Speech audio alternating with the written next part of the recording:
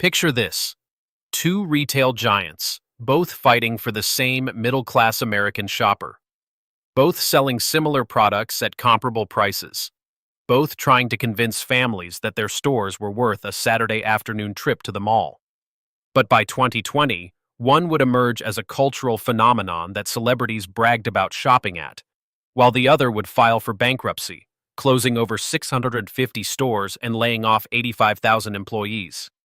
This is the story of how Target's brilliant designer strategy didn't just beat JCPenney, it obliterated the entire concept of traditional department store shopping and redefined what discount retail could be.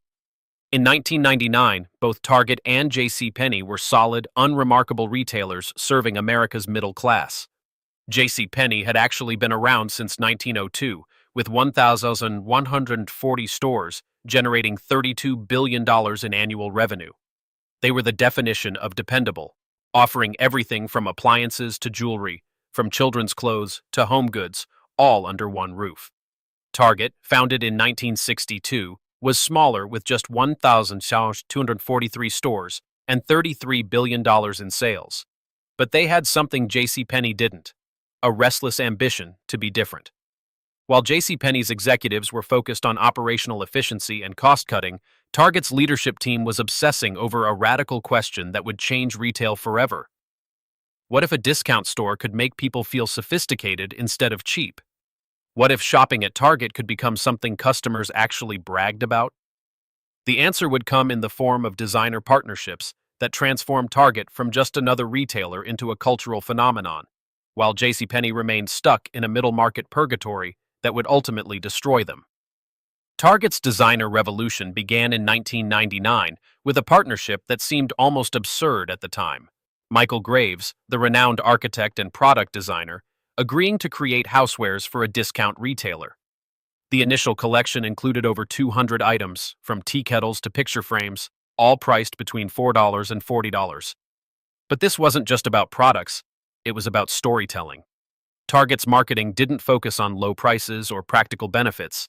Instead, they positioned the Graves collection as design for all, suggesting that great design shouldn't be reserved for wealthy customers shopping at high-end boutiques. The campaign worked spectacularly.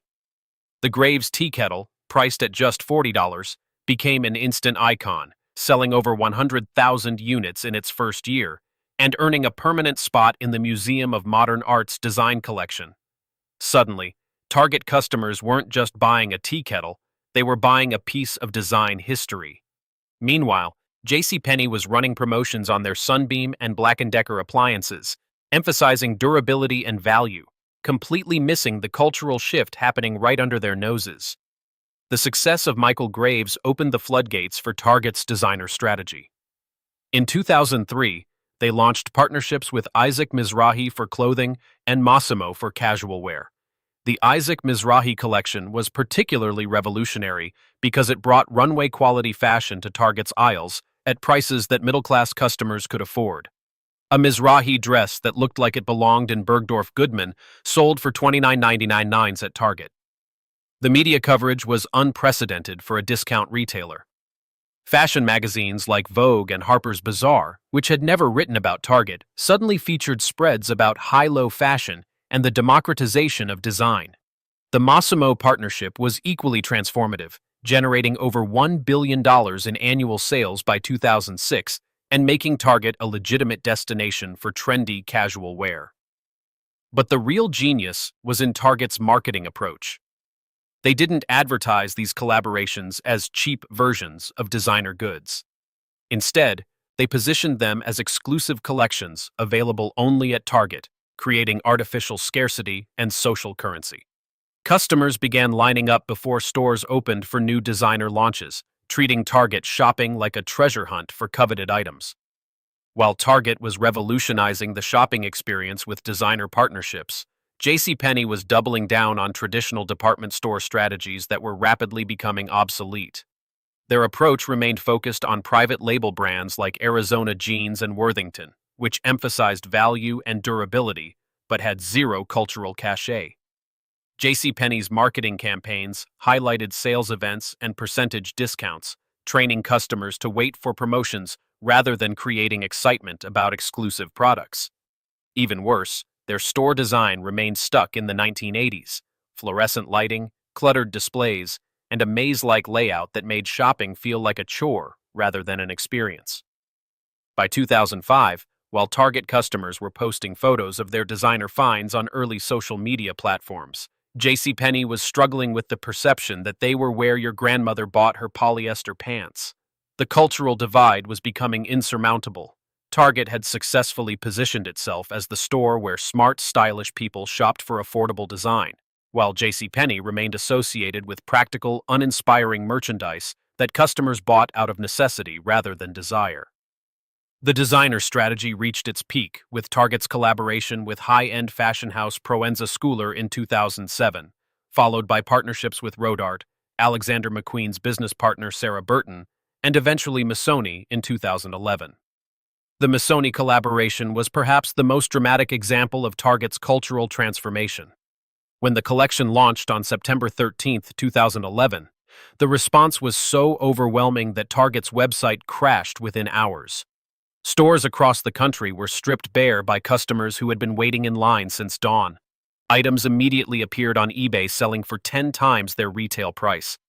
Fashion bloggers and celebrities posted photos of their Missoni for Target purchases, creating a viral marketing phenomenon that money couldn't buy. The collaboration generated an estimated $1 billion in earned media coverage, with stories appearing in every major fashion publication and mainstream news outlet. But the real victory wasn't in the sales numbers, it was in the brand perception shift. Target had successfully convinced middle-class Americans that shopping there was not just acceptable, but actually cool, sophisticated, and culturally relevant. JCPenney's response to Target's designer success was a series of strategic missteps that would accelerate their decline. In 2012, they hired Apple retail executive Ron Johnson as CEO, hoping he could replicate Target's transformation. Johnson's strategy was radical: eliminate sales and coupons, introduce everyday low pricing, and create shop-in-shop boutiques featuring higher-end brands. The plan looked good on paper, but it ignored a fundamental truth about JCPenney's customer base. Unlike Target, which had spent over a decade carefully cultivating a design-forward brand image, JCPenney customers had been trained to expect constant sales and promotions. When Johnson eliminated the 590 sales events that JCPenney typically held each year, replacing them with static pricing, customers stopped coming. Revenue plummeted by $985 million in Johnson's first year, and same-store sales dropped by 25%. The boutique strategy also failed because JCPenney lacked the cultural credibility that made Target's designer partnerships work. When Target collaborated with high-end designers, it felt authentic because they had spent years building design credibility. When JCPenney tried to introduce upscale boutiques, it felt desperate and confused customers about what the brand actually represented. The failure of Johnson's transformation revealed the deeper problem with JCPenney's position in the retail landscape. While Target had successfully moved upmarket by associating with design and culture, JCPenney remained trapped in the shrinking middle of American retail. They were too expensive to compete with Walmart on price, but lacked the design credibility to compete with Target on aspiration. Their customer base was aging, with the median JCPenney shopper being 51 years old compared to Target's median age of 40. Younger consumers, who were driving retail growth, saw JCPenney as irrelevant and outdated. The brand had no clear identity. They weren't the cheapest option, they weren't the coolest option, and they weren't even the most convenient option as online shopping grew. By 2013, when Johnson was fired after just 17 months, JCPenney had lost over 50,000 customers per day, and their stock price had fallen by 50%. The company brought back sales and promotions, but the damage was done. They had confirmed their customers' worst fears about the brand, that it was confused, unreliable, and desperately trying to be something it wasn't. Target's designer strategy continued to evolve and dominate throughout the 2010s, with collaborations becoming increasingly sophisticated and culturally relevant. Their partnership with Lilly Pulitzer in 2015 generated such massive demand that the entire collection sold out online in minutes, crashing their website again and creating nationwide news coverage. The Hunter collaboration in 2018 brought high-end rain boots and outdoor gear to Target's aisles, while partnerships with brands like Goodfellow & Co. and A New Day created exclusive private labels that felt contemporary and design-forward. By 2019, Target's designer and exclusive brands accounted for over $18 billion in annual sales, representing more than one-third of their total revenue. The strategy had evolved beyond simple collaborations to encompass Target's entire brand identity. Everything from their store design, featuring wide aisles, modern lighting, and Instagram-worthy displays, to their marketing campaigns emphasizing style and discovery, reinforced the message that Target was a place where design-conscious consumers could find beautiful products at accessible prices. The cultural transformation was complete when celebrities like Kristen Bell and Busy Phillips began posting about their Target shopping trips on social media, treating visits to Target like fashion events rather than mundane errands. The final chapter of this industry transformation played out during the COVID-19 pandemic, when the differences between Target's strategy and JCPenney's traditional approach became matters of survival. Target's emphasis on design, exclusive products, and modern store experience had attracted exactly the type of customers who adapted quickly to new shopping behaviors. Their stores became destinations for customers who were consolidating shopping trips, buying everything from groceries to home office furniture in one visit. Target's digital platforms, which had been integrated with their design-forward brand identity, saw online sales increase by 195% in 2020. Their exclusive brands and designer collaborations couldn't be found anywhere else, creating customer loyalty that survived the pandemic disruption. JCPenney, meanwhile, filed for bankruptcy in May 2020, closing 154 stores and laying off thousands of employees. Their traditional department store model, dependent on browsing and impulse purchases, couldn't survive social distancing requirements and shifted consumer behavior. The customers they had left were exactly the demographic most vulnerable to economic uncertainty, and their lack of exclusive products meant customers could find similar items elsewhere, often at lower prices or with more convenient delivery options. The destruction of JCPenney wasn't just the failure of one company. It was the collapse of an entire retail category that Target had made obsolete. Traditional department stores like Macy's, Nordstrom, and Sears all struggled with the same fundamental problem. They offered nothing that customers couldn't find elsewhere, cheaper, more conveniently, or with better brand associations. Target's designer strategy had proven that middle-class Americans weren't just looking for low prices.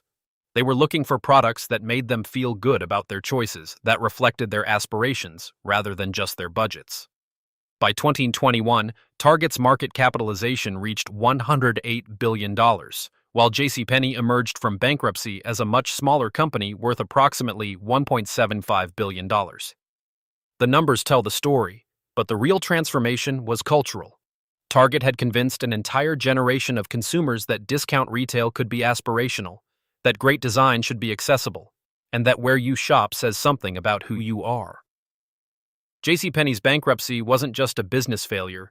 It was the end of an era when customers were willing to accept bland, uninspiring retail experiences simply because they offered everything under one roof. Target's designer strategy didn't just crush JCPenney, it redefined what American consumers expected from retail, creating a new standard where style, culture, and accessibility became inseparable from the shopping experience itself.